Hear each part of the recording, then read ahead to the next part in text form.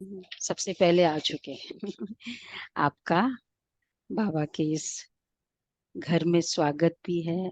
आप पधारे, अपने स्थान को ग्रहण करें।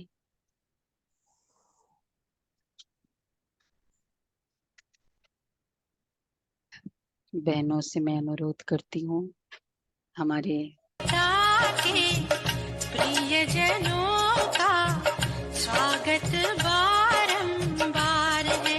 ओ परम पिता के प्रियजनों का स्वागत ऐसे गृहस्थी जो बारंबार हर है। गृहस्थ में रहकर पवित्र रहते हैं, आंगन ये ऐसे युगल द्वार आपका है, स्वागत कर रहे अमृत हैं। सितारे कहता ये संसार है। ओ परम पिता के प्रियजनों का स्वागत बारंबार है।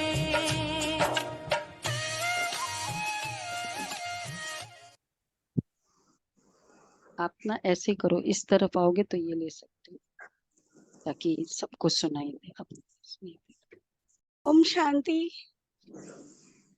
परमात्मा के परमानंद को परमानंद बन समूचे विश्व में परमानंद की बात करने वाले, परमानंद का प्रकाश फैलाने वाले आचार्य परमानंद महाराज जी का बहुत बहुत बहुत बहुत स्वागत है, अभिनंदन है।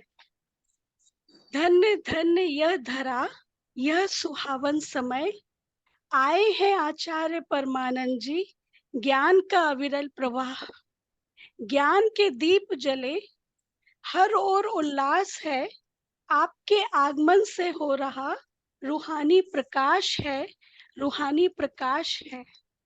आध्यात्म के सागर से मोती आप लाए हैं, आध्यात्म के सागर से मोती आप लाए हैं, ईश पथ पर आगे बढ़ने की राह आप दिखलाए हैं। हर फरिश्तों की सुरूहानी महफिल में, फरिश्तों की सुरूहानी महफिल में आप फरिश्ता आए हैं। फरिश्तों की सुरूहानी महफिल में आप फरिश्ता आए हैं। अपने जीवन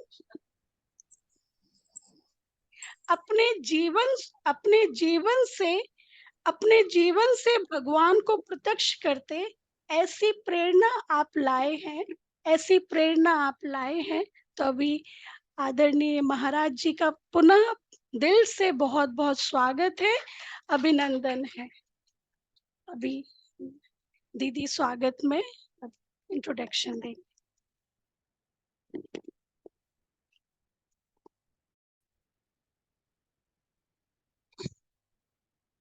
बाबा ने आज कहा, वहाँ मेरा भाग्य वहाँ।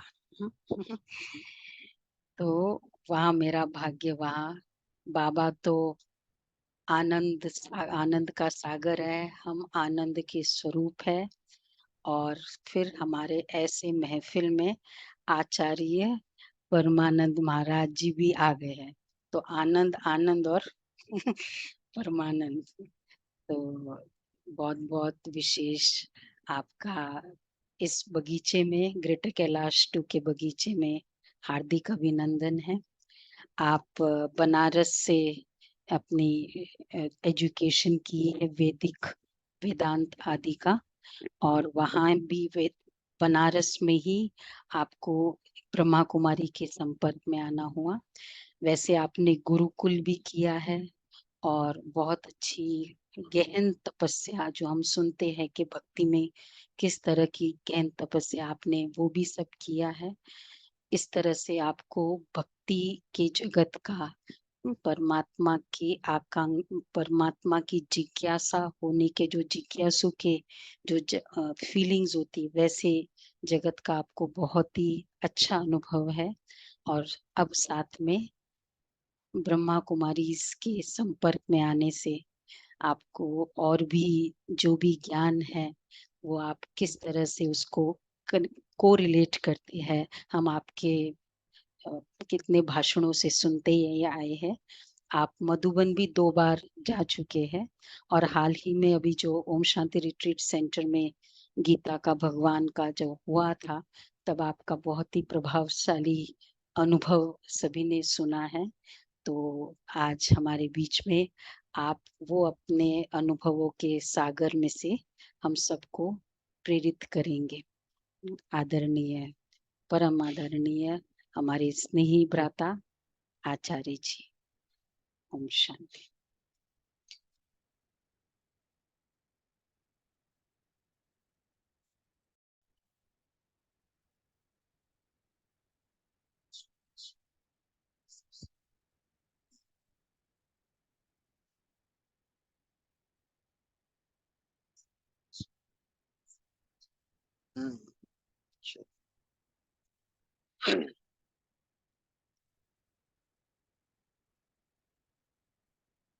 सबसे पहले उस परम पिता परमात्मा को, जिसकी असीम अनुकंपा और छत्र छाया में हम सभी इस छोटे से प्रांगण में बैठे हैं, उसका तहे दिल से कोटि दीदी कोटि साउंड कम आ रहा है, धन्यवाद। माइक आगे कीजिए, माइक आगे कीजिए।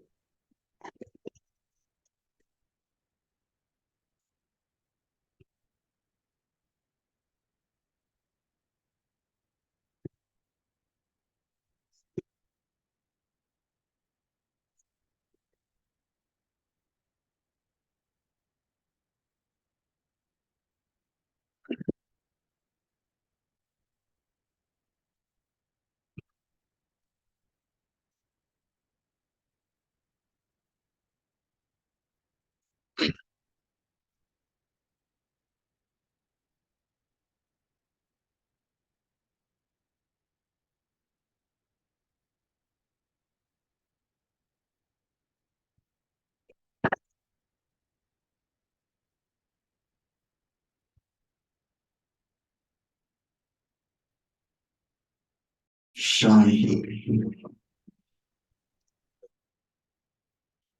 अभी आदरणीय दीदी जी ने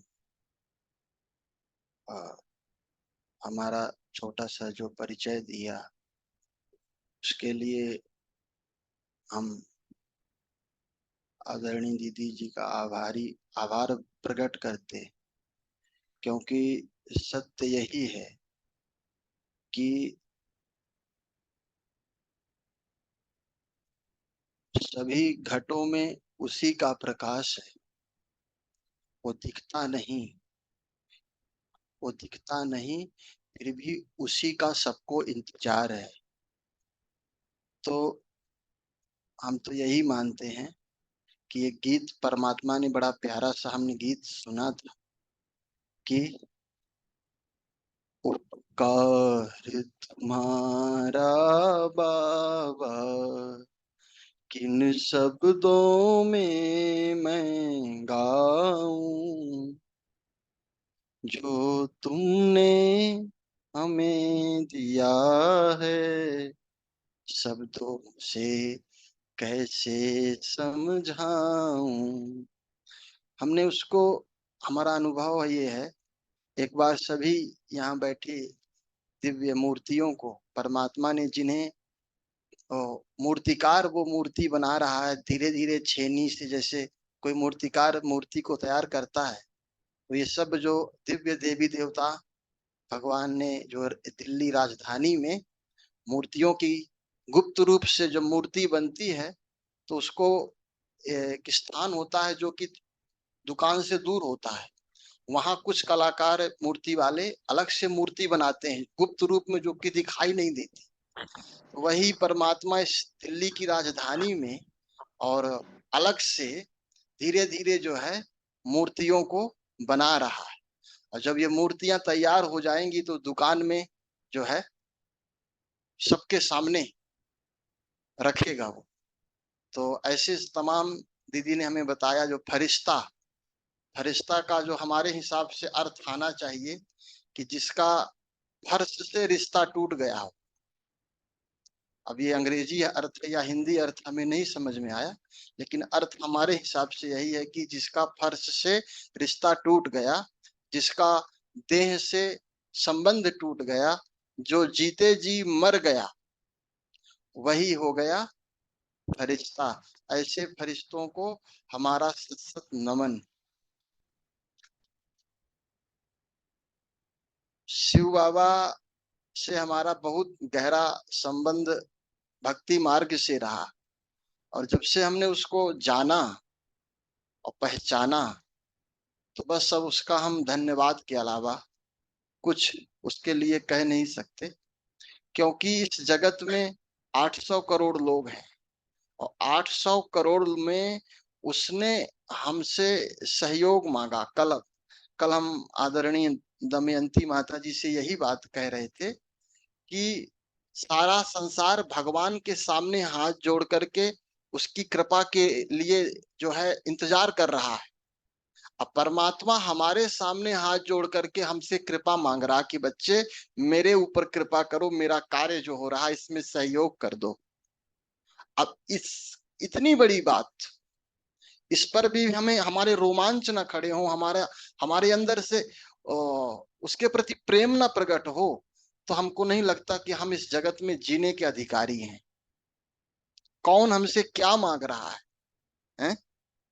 जिसके पास, जिसको कहते हैं ना, जिसको एक अब दृष्टि दे दे तो कुबेर का भंडार, अष्ट सिद्धि नवनिधि जिसके सामने आकर खड़ी हो जाए, ऐसे भक्त हुए हैं जो भगवान के नाम से किसी को कुछ दे दें तो उसका कायाकल्प हो जाए, केवल नाम।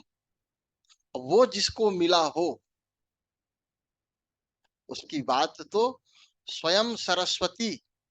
आज एक मुरली में हमने सुना, भगवान की महिमा पर एक बात आई, वो शिव महिमा स्तोत्र है, उसकी बात बाबा ने हिंदी में बताई है। अचित गिरि समम स्यात् कज्जलम सिंधु पात्रे।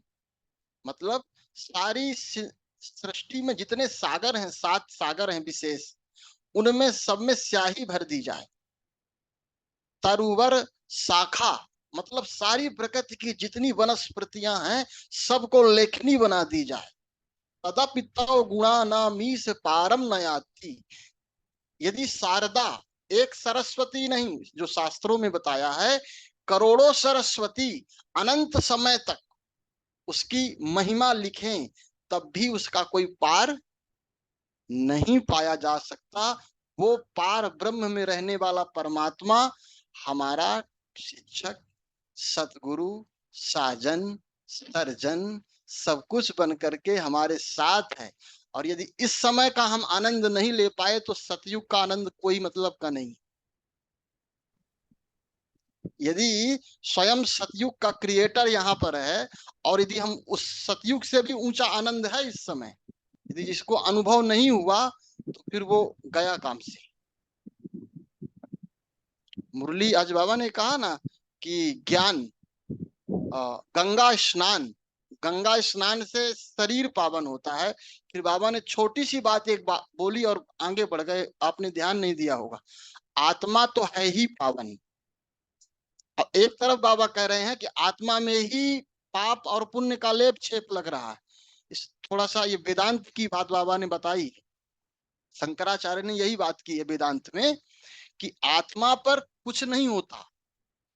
अब आत्मा यदि हम हो जाएं तो बोल ही नहीं पाएंगे, पहली बात। तो बोल कौन रहा है? मन। बोल किससे रहे हम? मन से। तो पाप भी किसमें लगता है? मन में, ना कि आत्मा में। इसीलिए बाबा ने थोड़ा सा बात बोली है कि आत्मा तो है ही पावन। अब एक तरफ बाबा कहते हैं कि सारा लेप छेप आत्मा में ही लगता है, लेकिन सच्चाई बाबा थोड़े से शब्दों में बोलते हैं और जल्दी से आगे बढ़ जाते हैं। जिसको पकड़ना है कर ले। हम लोग आत्मा हैं। समस्या क्या है, यदि हम आत्मा नहीं होते तो बाबा कब क्या हमको आत्मा बना दिया होता। बहुत सरल बात है, बाबा के लिए कोई कठिन नहीं था। अब हम आत्मा हैं, इसलिए हमको आत्मा बनाने में बड़ी मेहनत पड़ रही बाबा को। अब वो जैसे ऐसा ऐसा है कि कोई एक फिल्म है, कोई फिल्म में रियल के राम है और वो अपने को, राम ने अपने को लक्ष्मण समझ लिया। अब राम को राम बनाना है, अब वो मान ही नहीं रहे कि मैं राम हूं, है वास्तविक में राम, अब सोच रहे हैं मैं हूं लक्ष्मण, मैं हूं रावण। परमात्मा यही बता रहा है कि बच्चे तुम देवता थे, देवता अभी भी हो, बस स्मृति और विस्मृति, इतना ही तो सारी मुरली का रहस्य है। उसी स्मृति को लाने के लिए परमात्मा ने इतनी सारे, कई, हमको लगता है कि कई हजार घंटे बोले होगा। जो कि परम शांति का सागर है, वो इतना बोला, इतना बोला, इतना बोला कि जिसकी कोई सीमा नहीं हुई। बुद्ध ने अपने जीवन में करीब करीब 45 साल बोले, महावीर करीब करीब 12 साल बोले। आज तक इतना किसी ने नहीं बोला होगा जितना परमात्मा ने बोला, एक ही चीज बताने के लिए कि बच्चे तुम आत्मा हो। हमने ये अनुभव किया, सारी अव्यक्त मुरली तो हमने नहीं पढ़ा, कुछ थोड़ा सा अध्ययन किया है मुरलियों का, तो हमें यही दिखाई दिया कि वो घुमा करके इधर से मतलब बैक जा करके, फिर रिवर्स गियर लेकर के, मतलब चारों तरफ से घुमा के वो हमारे केंद्र बिंदु अपने स्वरूप में पहुंचाने की कोशिश में लगा हुआ है।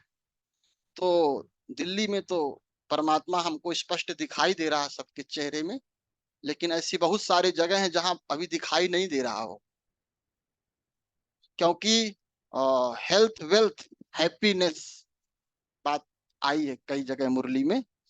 तो भूखे भजन न होए गोपाला, भक्ति में भी बात कही है। तो जो स्थूल साधन नहीं देखा है, उसको परमात्मा की तरफ बुद्धि उसकी नहीं जाएगी। जिसका पेट भरा होगा और ठंडी भी ना लगे ठंडी में, गर्मी भी ना लगे गर्मी में, तब याद आएगी उसकी।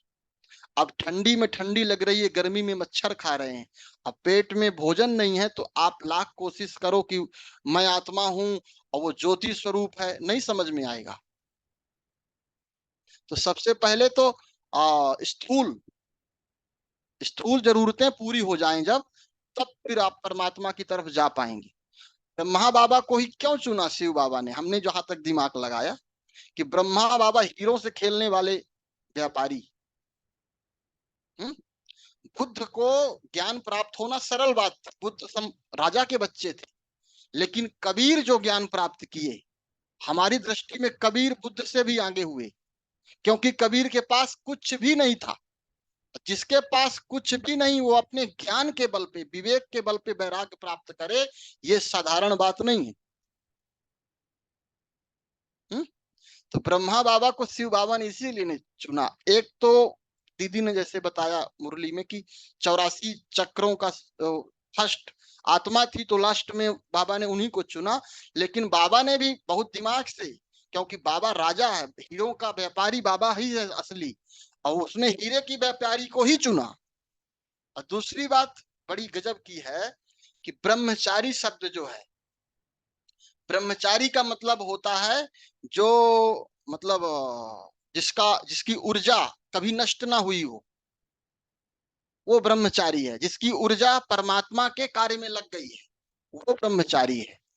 तो ब्रह्मचारी को बाबा ने, गृहस्थी को ब्रह्मा शब्द दिया, उसके नाम से ब्रह्मचारी शब्द तैयार हुआ। ब्रह्मा को जो आचरण करने वाला, ब्रह्मा के जीवन का जो आचरण करने वाला है, वो है ब्रह्मचारी। इससे ये सिद्ध हुआ कि आपका विवाह हुआ है कि नहीं हुआ, ये मायने नहीं रखता, आप को भी बाबा ब्रह्मचारी बना सकता है, यदि हम उसके कहने पर चले तो। बहुत सारे लोगों को ये अहंकार होता है कि हम तो जन्म से ब्रह्मचारी हैं, मतलब हमारा रिजर्वेशन पक्का है स्वर्ग में जाने का। क्यों? क्योंकि हमने विवाह नहीं किया, आपने विवाह किया है। आप जब विवाहित, स्वयं दादा लेखराज, उन्हीं के नाम से ब्रह्मा शब्द से ब्रह्मचारी शब्द का जन्म हुआ। तो जब वो ब्रह्मा बन सकते हैं, तो फिर कोई भी ब्रह्मचारी बन करके परमात्मा जैसा जीवन जी करके और परम पद वैकुंठ में प्राप्त कर सकता है। ये हमारा अपना अनुभव है। आप सब लोग ज्ञान की मूर्तियां हैं, हम आपको ज्ञान देने की हमारी कोई वो नहीं है इच्छा। और परमात्मा ने हमारा अनुभव तो थोड़ा सा ही है। आप लोगों ने यदि यूट्यूब चैनल में वो आ गया है, यदि सुन लिया होगा आपने, थोड़ा सा अनुभव हम यही बताना चाहेंगे कि जिसने उसको पाने की कीमत चुकाई होगी वही उसका अनुभव कर पाएगा कि वो कौन है। जिसने जितना दर्द सहा है उतना चैन भी पाया है। यदि रात दिन भर आपने विश्राम नहीं मेहनत नहीं की, रात में नींद नहीं आएगी। याद रखिएगा, वो जो मेहनत करने में, जो परिश्रम करने में जो पसीना बहाया ना, वो रात में विश्राम दिलाएगी। एक बार में आप सुबह हो जाएगी, करवट भी नहीं बदलनी पड़ेगी। लेकिन जो मेहनत नहीं किया वो इधर से उधर करवट बदलेगा कि किसी तरह नींद आ जाए, गोली खाएगा, हो सकता है ये करे वो करे। परमात्मा का अनुभव वही कर सकता है जिसने भक्ति में दर्द सहा होगा, उसको ढूंढा होगा, उसके लिए जागरण किया होगा।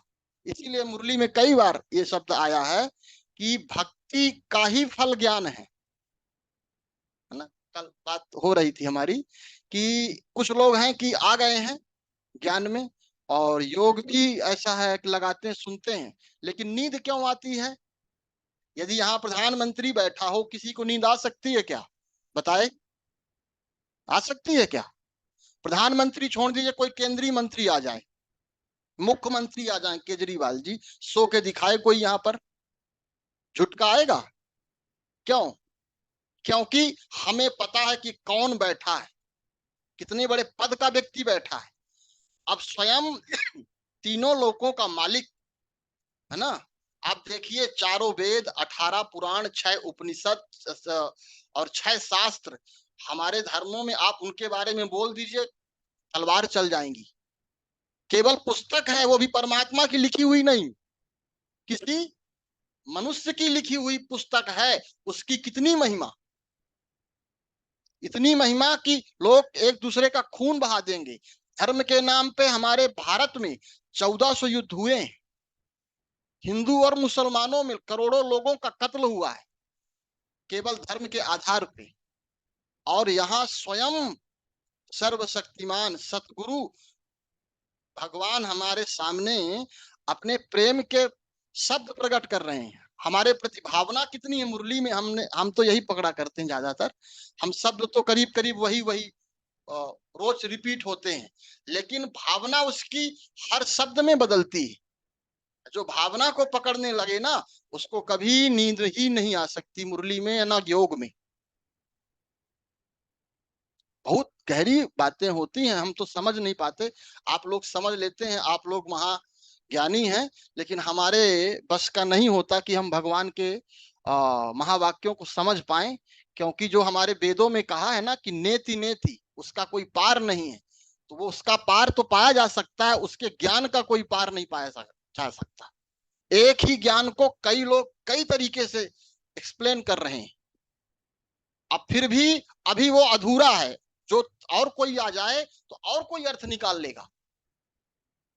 अद्भुत, अकल्पनीय, अवर्णीय, अतुलनीय, अवर्षणीय ज्ञान है।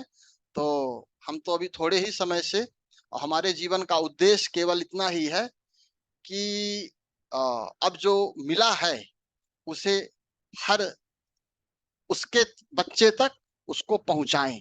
सबसे बड़ा पुण्य यही है कि आप उसको उसके बच्चे ला करके दें। सबसे बड़ी सेवा यही है। उसके खोए हुए जो बच्चे हैं, जिन्हें मिल गया है, वो अपने भाइयों को अपने पिता से मिलाना, सबसे बड़ी सेवा यही सेवा। और आपका वो धन, आप क्या कर रहे हैं, ये सब सेकंड थर्ड नंबर में। फर्स्ट नंबर में परमात्मा को आप खुश करना चाहते हैं, किसी माँ को खुश करना चाहते हैं, तो उसका खोया हुआ बच्चा उसको ला करके दें। वो जिम्मेदारी हमारे ऊपर है, हम सबके लिए बहुत बड़ी चैलेंज है। ये अवसर अब दोबारा नहीं मिलेगा, वो जा रहा है, थोड़ी ही समय में है कि वो जो स्थिति हमारी नहीं बनी तो वो दिखना बंद हो जाएगा, क्योंकि अब धीरे धीरे माया का विराट रूप, अभी शिव बाबा का तो तांडव रूप सबने देखा है, अब माया को अपना रूप दिखाने के लिए परमात्मा आदेश देगा। और आप लोग तो, हम लोग जितने भी परमात्मा की छत्र छाया में हैं, इनके ऊपर तो माया का प्रभाव नहीं पड़ेगा, क्योंकि सब जो है रेनकोट, बुलेट प्रूफ जैकेट परमात्मा ने सबको दी है, और वो जैकेट जिसकी जितनी मजबूत होगी वही बच पाएगा। अन्यथा जो है, एक बार की मुरली हमने सुनी थी कि अज्ञानी तो रोएंगे ही, ज्ञानी खून के आंसू रोएंगे। तो हमारा तो, हम तो घबरा गए, हम कहे तो गलत कर दिए क्या हम ज्ञान में आकर के, तो बड़ा खतरे वाली बात है। तो फिर बाद में हमें समझ में आया कि जैसे मजा भी 100 गुना तो सजा भी 100 गुना। सुख भी यदि आपने लिया है सबसे ज्यादा, दुख भी वही, अपमान, सम्मान जिसका जितना ऊंचा, अपमान भी उसको उतना ज्यादा लगता है। इसलिए यदि सम्मान से बचना है अपमान से, तो सम्मान लेना छोड़ दो। यदि अपमान नहीं चाहते कि हमारा अपमान हो, तो सम्मान भी स्वीकार नहीं करो, क्योंकि सम्मान शिव का हो रहा है, उसके गुणों का हो रहा है, जिसका है उसको रिटर्न कर दो। बचो, सबसे बड़ी खतरा है सम्मान, माया घुसती वहीं से है। माया जब सम्मान कराए ना, बाबा जब सम्मान कराए, बहुत अलर्ट हो जाना, इतना होश में खड़े हो जाना कि परमात्मा का बस महिमा गाना अंदर से कि बचा लो प्रभु, खतरा बहुत बड़ा है। इसलिए सुख भी मिले तो उसको दे देना, सुख भी मिल रहा है तो समझना कि दुख भी बहुत ज्यादा अनुभव होगा। इस समय दो ही चीजें माया दे रही है सबको, विज्ञान के द्वारा सुख और लोगों के द्वारा सम्मान। थोड़ा सा गुण मिल जाता है उसका तो लोग गीत गाने लगते हैं, वो अपने को समझने लगता है मैं परमात्मा हो गया। या तो अत्यंत नीचे चले जाओ तो बच जाओगे, मैं कुछ नहीं, या तो अत्यंत ऊपर उठ जाओ कि मैं ही पाप समान, तो माया से बच सकते हो। बीच में माया से बचने का कोई उपाय नहीं है।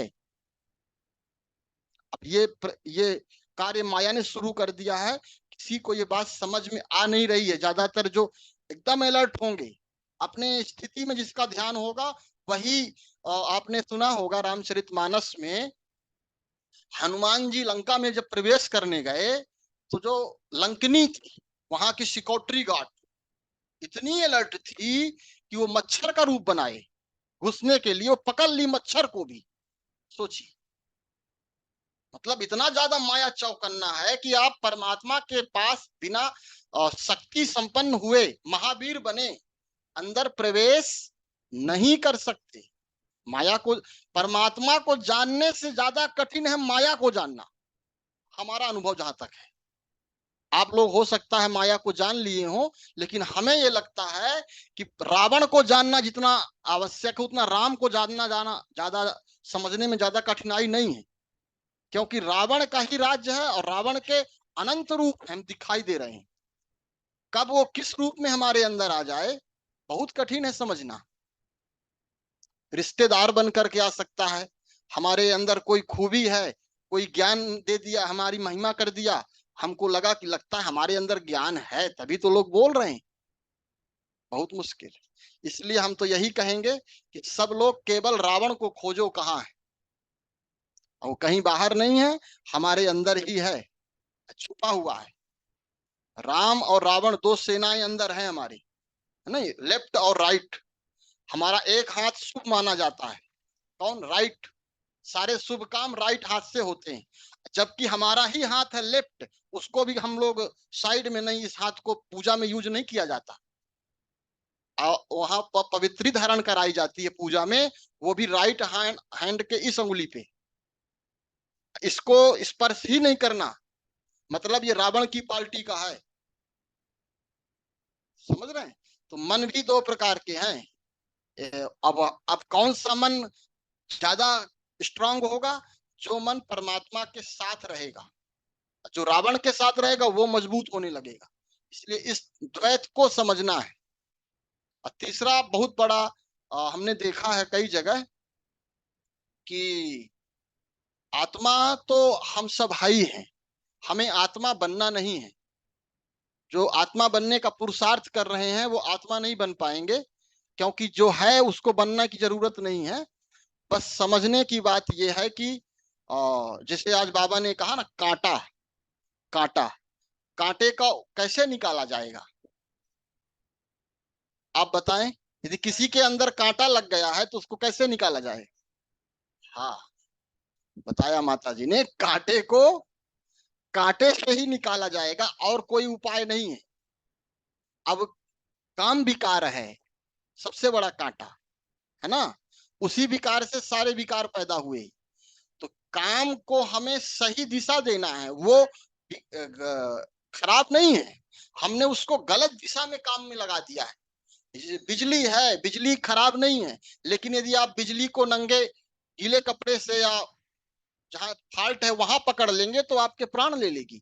अभी कितना सुंदर एसी में आनंद दे रही है वही बिजली। तो काम यदि राम के काम में लग जाए तो वही काम आपको निष्काम कर देगा, यदि वही काम शैतान के काम में लग जाए तो वही काम आपका सत्यानाश कर देगा। तो बहुत सारे लोग जो है बात को समझ कर न समझने के कारण उसको गलत अर्थ दे करके उसमें फंस गए हैं, भाग रहे हैं काम से, क्रोध से। अब जबकि वो हमारे अंदर ही है, भागोगे कहां? जहां जाओगे साथ ही जाएंगे। उनसे लड़ना नहीं है, लड़ेंगे तो हार जाएंगे, क्योंकि लड़ाई अपने से है, जो अपने से लड़ेगा वो हार ही जाएगा। लोग कहते हैं ना कि हम बाहर वाले से तो जीत लेते हैं, लेकिन अपने बेटे से, हमारा जो खून है उससे हम नहीं जीत पाते। बेटा भी बहू बोल लेता, बहू भी बोल लेती है, चुपचाप सुनते रहते हैं, क्या करें, अपने हैं। और कोई बोल के दिखाए, है ना। तो विकार कहीं है नहीं, विकार खाली हमारी नासमझी है, और कुछ नहीं है। इसी पर ध्यान देना, 24 घंटे चिंतन करेंगे, निश्चित रूप से विकार कहीं दिखाई नहीं देगा। जब हम नहीं दिखाई देते तब जो दिखता है वो विकार है। हम हमारे पास रहें, हमारे साथ रहें, हमारे स्वभाव में रहें, हमारे अपने स्वधर्म में रहें, तो कहीं कोई विकार है ही नहीं। गलत कह रहे हो तो कोई बोल सकता, क्योंकि हम ऐसे नहीं हैं, हम अभी सीख रहे हैं थोड़ा थोड़ा। आज माता जी ने हमें बहुत कुछ सिखाया, सुबह से सिखा रही हैं, कल भी सिखाई, है ना। बोल रही थी कि आप सुने केवल, हम बोल रहे हैं। हम कहे ठीक है जी।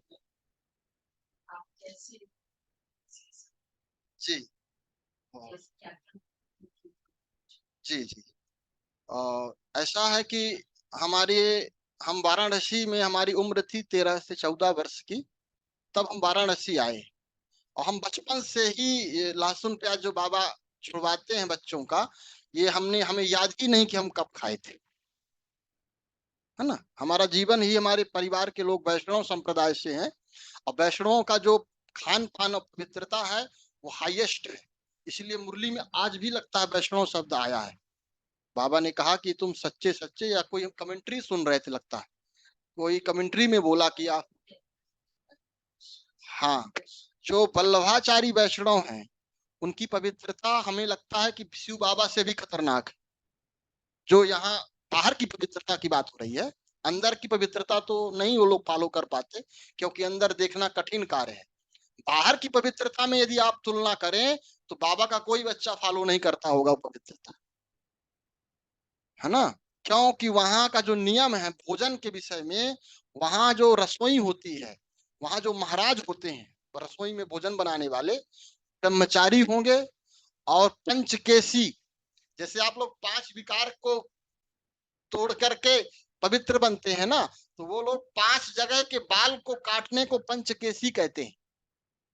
कोई यदि माता वैष्णव संप्रदाय से जुड़ी होंगी तो उन्हें ये बात पता होगी, है ना। देखिए वो भी किए हैं, वही 5 विकार को ही दूर करना चाहें, लेकिन वो बाहर से तोड़े।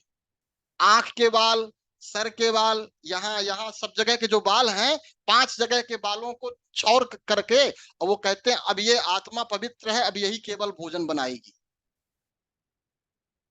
अंदर कोई प्रवेश रसोई में नहीं कर सकता, चाहे वो कितना बड़ा अरबपति हो, चाहे कितना बड़ा महात्मा हो, जिसको नियुक्त किया गया है सबके सम्मति से कि ये पवित्र है, और वो व्यक्ति कहीं का पानी नहीं पिएगा, कुएं का पानी ही केवल पिएगा।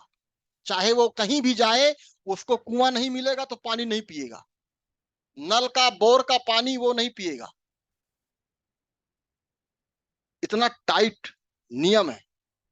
तो उस संप्रदाय से हम जुड़े थे। तो लेकिन हम बनारस जब गए, हमारी माता जी ने हमको जो बाबा शिव बाबा की तपस्या से ही हमारा जन्म हुआ। माँ ने काफी लंबे समय तक प्रदोष का व्रत आदि सब किया, उसके बाद हमारा जन्म हुआ। तो हमारा जन्म गणेश चतुर्थी को ही हुआ। और फिर हमारे अंदर भी शिव के प्रति ही भक्ति थी। जो माने किया वो निश्चित रूप से बच्चे पे आएगा ही। तो हमारा जो लगाव था वो शिव से ही था। तो बनारस हमको ले गए, क्योंकि काशी जो है शिव बाबा की सबसे प्रिय। कहते हैं काशी का विनाश नहीं होता कभी, आप लोगों को पता होगा कहानी। जब विनाश होगा सृष्टि का, उसमें लिखा है स्कंद पुराण में, तब शिव स्वयं त्रिशूल से काशी को उठा लेंगे और सारी सृष्टि का विनाश हो जाएगा। काशी अविनाशी है, काशी का कभी विनाश नहीं होता, इसीलिए शिव को सबसे ज्यादा प्रिय है काशी। तो बाबा ने हमको काशी में बुला लिया पढ़ने के लिए। अब वहां हम जो है विश्वनाथ जी का दर्शन कौन कौन किए हैं? सभी लोग, करीब करीब सभी लोग गए काशी। नहीं गए तो एक बार जरूर जाएं, क्योंकि दादा लेखराज को भी वैराग का अनुभव और विनाश का अनुभव भी काशी से ही हुआ है। काशी सबसे प्राचीन नगरी, विद्या की नगरी है। तो वहां हम जो है, हमारा एडमिशन हो गया गुरुकुल में पढ़ने का, और वहां से हम तीनों टाइम विश्वनाथ जी के दर्शन, सब लोग पढ़ाई में जाते और हम मंदिर में बैठे रहते विश्वनाथ जी के। तो काफी समय हमारे साथ पेपर भी आए। वहां के जो हेड हमारे गुरु जी थे, उन्होंने कहा ऐसा है कि आप या तो पढ़ लो या तो मंदिर में रहो, दोनों काम। सब लोग पढ़ रहे हैं विद्यार्थी। अब हम आधी जब क्लास पूरी हो गई तब हम आते थे वहां से। हमारे लिए गेट भी खोलना पड़ता था 10 बजे रात में, जो लास्ट आरती होती थी उस आरती को देखने हम जाते थे। दोपहर में भोग आरती होती थी, वहां हम रहते थे। सुबह की जो है मंगला आरती रहती थी, उसमें हम वहां रहते थे। तो जब भी कोई न हमको मिले तो लोग यही कहते थे कि वो विश्वनाथ जी में होंगे, वहां जाओ ढूंढो। तो कहने का मतलब कि बाबा से हमारा अत्यंत स्नेह। फिर हम जब शास्त्र आदि पढ़े, शास्त्र पुराण ये पढ़े, तो हमको हमारे जो धर्म में विष्णु जी को, नारायण को ही भगवान मानते हैं। और शैव और वैष्णव दोनों एक दूसरे के कट्टर विरोधी है। जैसे इस समय हिंदू और मुसलमान है ना, वैसे हमारे सनातन धर्म में वैष्णव और शैव हैं। ये रहस्य किसको पता है कि नहीं पता? हाँ, शैव। तो हमारे जो पूर्वज थे वो वैष्णव, हम जो है शैव, मतलब शिव की आराधना करने वाले। और यजुर्वेद जो है, 4 वेद में जो यजुर्वेद है, उसमें शिव जी की ज्यादा महिमा गाई गई। उसी से रुद्राभिषेक होता है। शिव जी के मंत्र हैं उसमें, करीब करीब 250-300 मंत्र हैं, उससे अभिषेक किया जाता है। तो एक बार हम अभिषेक करने लगे अपने घर में, बनारस से आए थे, शिवलिंग खरीद लाए थे, सरंगी से अभिषेक करने लगे। हमारे बब्बा घर से बाहर आ गए, मंत्र नहीं सुनना चाहिए शिव जी का कान में, बाहर आ गए। तो झगड़ा हो गया हमारी माता जी का बब्बा से कि ये कौन सी बात है, हम घर में शांति के लिए अभिषेक करा रहे हैं, आप हल्ला मचा रहे हो, घर से बाहर आ गए। तो वो हमसे नाराज रहते थे कि आखिर ये कौन सी विद्या पढ़ने गए थे, किस अपने धर्म का, अपने क्या और संप्रदाय में भगवान नहीं है क्या, पूजा नहीं है।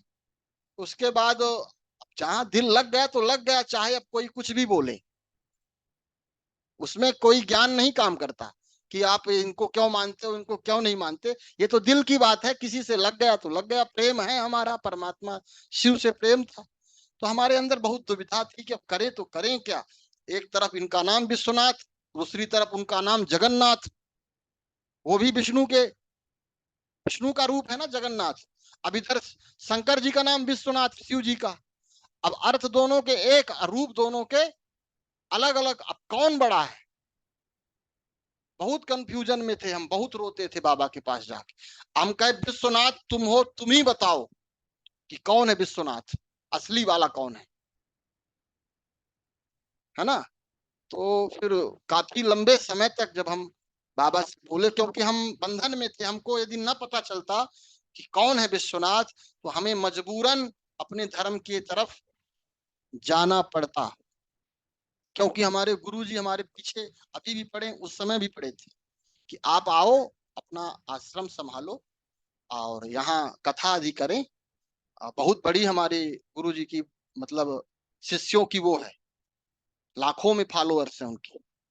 तो उसी समय फिर परमात्मा ने, ये बचाते आया है वही, क्योंकि हमारे जो कर्मकांड में हैं, जो गुरु लोग हैं, उनमें से यहाँ निकल पाना अत्यंत कठिन काम है। अभी भी हमारी आलोचना होती है, बहुत जगह जगह आलोचना हो रही है कि हम जो है नए संप्रदाय से, जो ये ईसाई धर्म का संप्रदाय बोलते हैं बाबा के यहाँ के लोग, ब्रह्मा कुमारी को, तो वो बोले वो धर्म भ्रष्ट हो गए। लोग बोलते हैं आप धर्म भ्रष्ट हो गया, जो है अपने धर्म को छोड़ दिए। तो बहुत हमको सुनना पड़ता, फिर भी हमें, हमको हमारे अंदर बाबा ने ये शक्ति दी है कि जब तक हम कोई चीज को मान लेते हैं ना, तो फिर सारी दुनिया एक तरफ हो जाए, फिर हम अपने उससे हटने वाले नहीं हैं। तो अब हमको पता चल गया, तो हम अपने गुरु जी का भी सामना करेंगे अच्छे से, और जो भी आएगा उससे सामना कर सकते हैं, उसमें हमें कोई दिक्कत नहीं। तो उसके बाद फिर हमको बाहर निकले थे और मंदिर से, और वहीं पर हमको परिचय बांटने वाले आश्रम के लोग, शिवरात्रि का दिन था, और काफी हम रोए थे एक पैर में खड़े होकर बाबा से, यही जानने के लिए कि आखिर है कौन सबसे श्रेष्ठ। क्योंकि सारे पुराण वेद उपनिषद जितने हैं, सब में खिचड़ी कर दिया है, एक बात को किसी ने क्लियर ही नहीं किया। तो फिर वो परमात्मा ने पकड़ लिया हमें बाहर ही, अपने वो लगा करके दूतों को, और हमको जो है पकड़ लिया। उसके बाद का अनुभव हमने शेयर किया है, यदि आप लोगों ने सुना हो तो।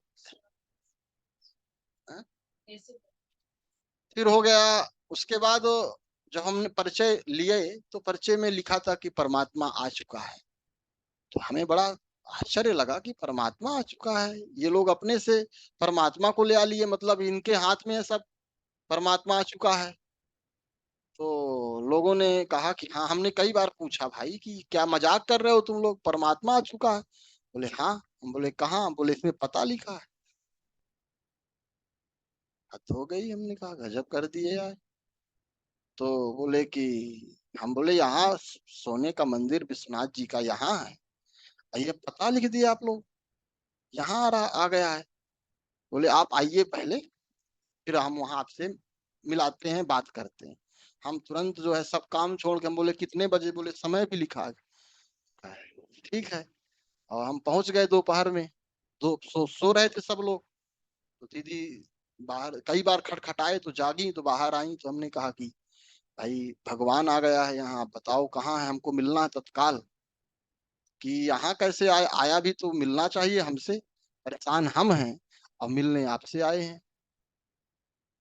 बोले हाँ शाम को आइए, अभी सब लोग विश्राम कर रहे हैं। बोले हम नहीं जाएंगे यहाँ से, शाम तक हमारे पास इंतजार करने का समय नहीं है अभी। तो बोले ठीक है, आप अंदर आइए।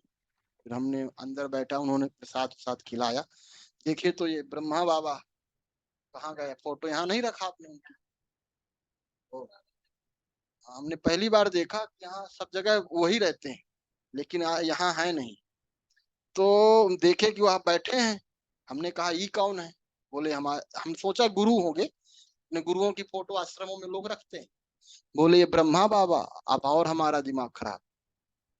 हम कहा ये तो एक तो भगवान को कह रहे हैं यहाँ आ गया, दूसरा ये किसी आदमी को बैठा दिया है ना, फोटो में खींच करके, और कह दे रहे हैं ये ब्रह्मा है। हमारा दिमाग बहुत ज्यादा डिस्टर्ब हो गया। हमने कहा ये आप लोग ठीक नहीं कर रहे हैं, धर्म के साथ बहुत बड़ा मजाक कर रहे हैं आप लोग। यदि ये बात बाहर पता चलेगी तो बहुत बड़ा खतरा हो जाएगा। बोले नहीं, आप 7 दिन का समय दें, हम आपको सारी बात समझाएंगे। तो हमने कहा ठीक है, आप आज ही से शुरू करो, 7 दिन आज ही से पहला दिन बना दे।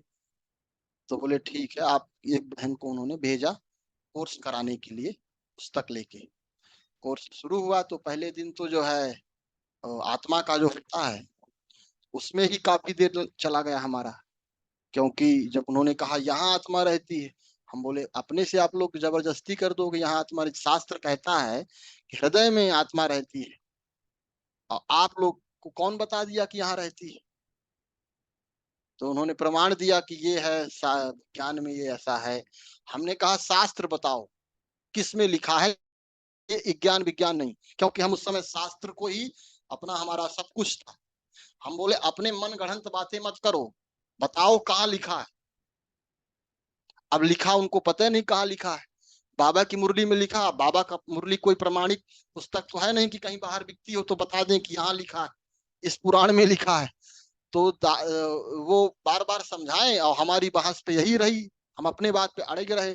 तो वो दीदी थी थोड़ा सा गुस्से में आ गई, क्योंकि हम उनकी बात मानने को तैयार नहीं, और उनकी एनर्जी वेस्ट हो रही, थोड़ा सा झुझला गई। बोली आपको हम ज्ञान दे रहे हैं, आप समझ नहीं रहे। हम बोले हम प्रमाणिक बात करते हैं, आप प्रमाण दो, हम मान लेंगे। यहाँ आप, हम कहे उनको कि यहीं रहती है आत्मा, बोले हाँ। हम बोले हम आपके यहाँ काट रहे हैं, दर्द नहीं होगा? बोले हाँ दर्द तो होगा। हम बोले फिर यहीं रहती है आत्मा, काट देंगे यहाँ कहीं भी सुई चुभाएंगे, यहाँ बस थोड़ी दर्द होगा, सब जगह दर्द होगा। तो हम तो कह रहे हैं पूरे शरीर में आत्मा है। कह रहे हैं आप समझ नहीं रहे बात को। हम कहे हम समझ रहे हैं, आप समझाओ तो सही से। फिर एक दिन चला गया वो, हमने कहा कि आपके यहाँ और कोई शास्त्र पढ़ने वाला हो उसको भेजिए, आपके बस का नहीं है। तो एक बड़ी थोड़ी सीनियर थी बहन, थोड़ा बुजुर्ग थी, उनको भेजा हूं। तो उन्होंने थोड़ा शांति से हमको समझाया। तो आत्मा का लेसन कुछ हद तक उन्होंने समझा दिया। फिर दूसरा पन्ना खोला तो फिर फंस गया मामला। वो परमात्मा का तीनों लोग, हमने कहा ये 3 लोग कहाँ से बना दिए आप, ये सूक्ष्म लोग कहाँ से आ गया? परम धाम तो मान लिया, उन्होंने गीता में समझा दिया परम धाम, ये सूक्ष्म लोग कहाँ से बना दिया आपने? ये बोले शौचालय के लिए बनता। हम कहे ये कहाँ से, किससे प्रमाणित? राष्ट्रपति ने बताया आपको कि 100 साल के लिए प्रमाणित है ये सूक्ष्म लोग, आप लोग स्पेशल बना दिए अपने से ये। कहे कि कैसी बात कर रहे हैं? हम बोले हम सही बात कर रहे हैं, कोई दिखाओ शास्त्र में सूक्ष्म लोग का वर्णन आया हो। तो बोले भगवान बोला। हम बोले भगवान किस पुस्तक में बोला है? बोले गीता में बोला। हम देखा श्लोक बताओ। श्लोक है नहीं, अपने मन मर्जी बोल रही थी गीता में। अब ये गीता मुरली के हिसाब से उन्होंने बोला कि वो गीता मुरली में बाबा ने बोला होगा, तो उनके पास वो भी प्रमाण नहीं। तो वो भी कहीं कि हमने कहा कोई पढ़ा लिखा हो, आचार उचार किया हो आपके यहाँ शास्त्र, उसको भेजो, आप लोगों के बस का नहीं है ये। नहीं तो ये एक ही पन्ने में 10-15 दिन मुरली चले, ये चलेगी, ये आगे बढ़ेगा। हम खोलने नहीं देंगे आपको। आप खोलना भी चाहोगे, जब तक हमको संतुष्ट नहीं करोगे आप पन्ना नहीं पलट सकते। तब फिर वहां एक संपत भाई बनारस में विश्वविद्यालय से वो आचार्य करके समर्पित हुए थे उसी समय संस्था में। वो बहुत शांत और सौम्य स्वभाव के थे। उन्होंने फिर वो मोर्चा संभाला और फिर उनसे हमारा संवाद शुरू हुआ। तो करीब 15 दिन चला।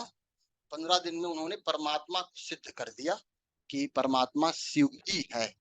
50% उन्होंने बात, मुख्य बातें क्लियर कर दी। 84 जन्मों का चक्र और सृष्टि चक्र और परमात्मा का जो स्वरूप है, उन्होंने सारे रामायण से भागवत उन्हें सब पढ़ा था।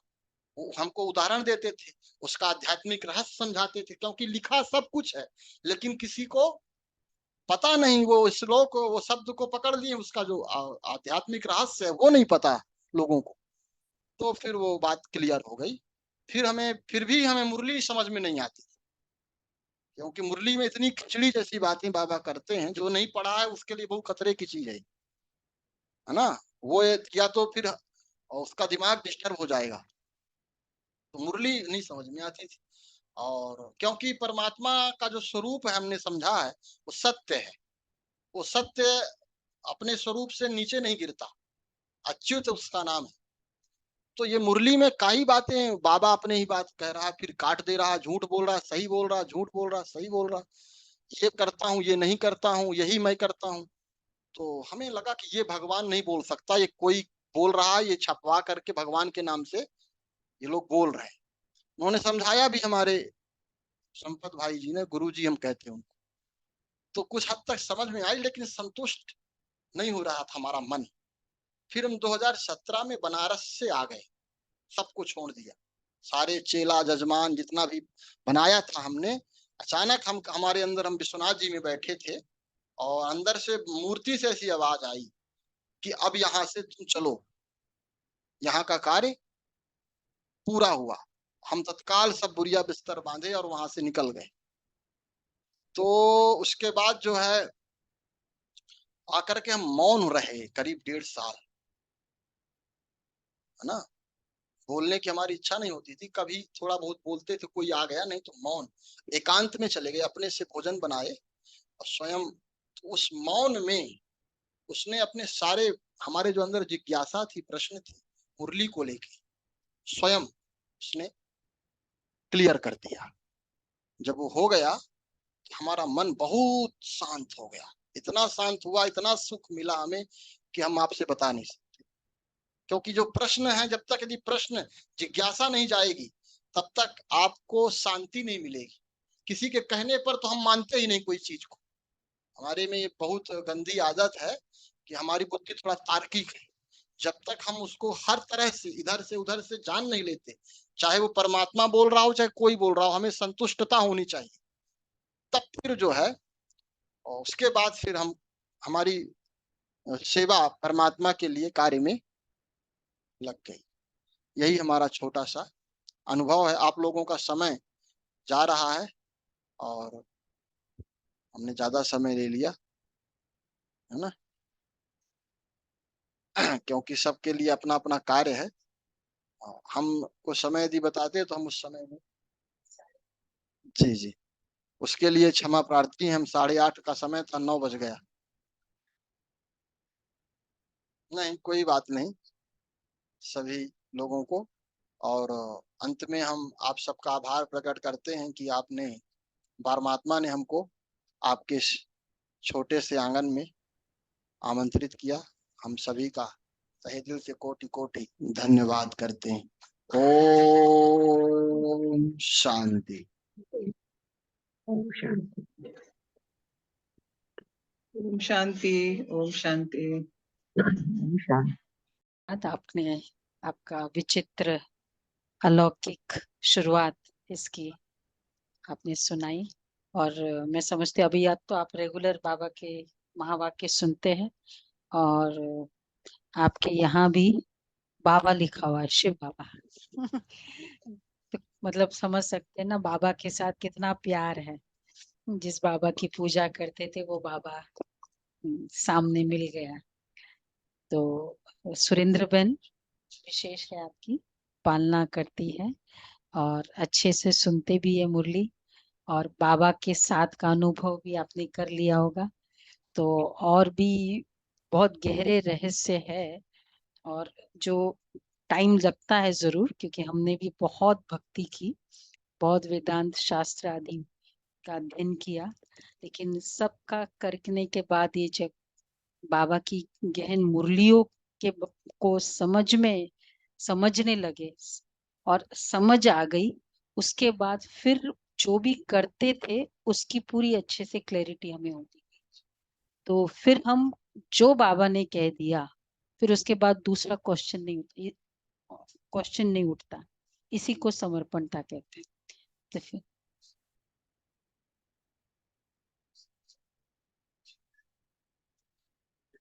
हाँ हाँ हाँ, तो ये आ,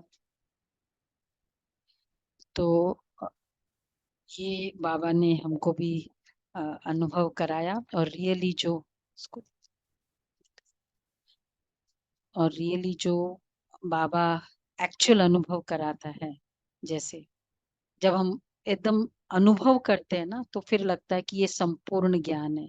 चाहे कितनी भी भक्ति की, वेदांत की बातें, क्योंकि कितनी सारी बातों का आज के समय के अकॉर्डिंग कोरिलेशन नहीं होता है जो वहां बातें करते हैं।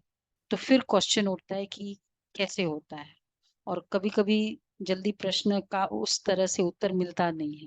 लेकिन हमने ये बाबा के घर में देखा कि कितनी भी आपकी भक्ति की बातें हो, कैसे भी हो, लेकिन कैसे मैक्सिमम तो बाबा ही सॉल्व कर देता है। लेकिन अगर कोई सॉल्व करता भी, कोई आपको किसी से भी सॉल्व कराने का अधिकार भी है।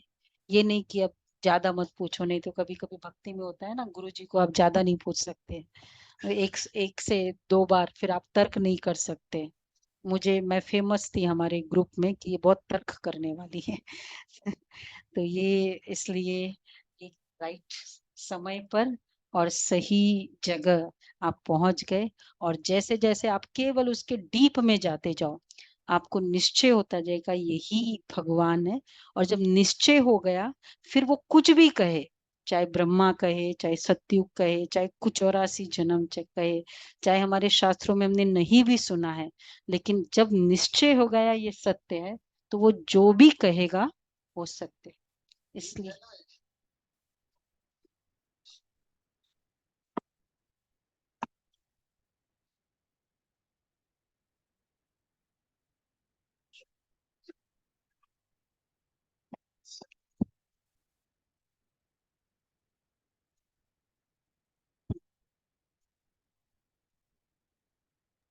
आवाज नहीं आ रही दीदी।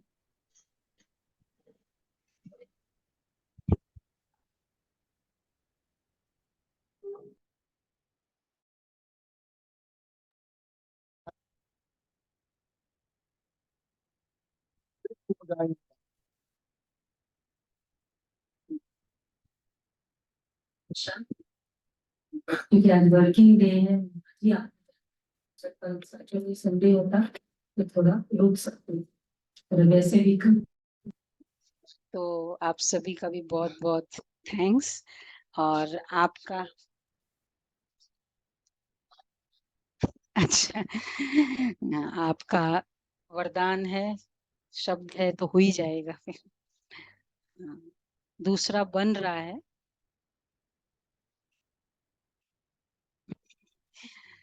जो बाबा के सेंटर्स होते हैं वो वैसे छोटे होते हैं एरिया वाइज में। फिर जो आप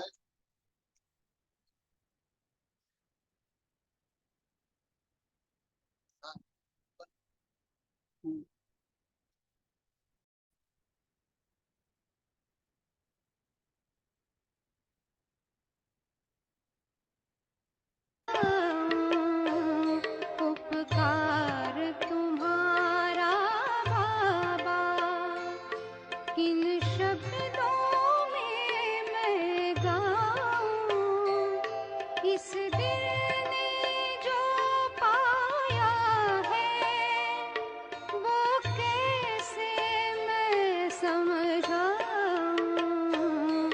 उपकार तुम्हारा बाबा।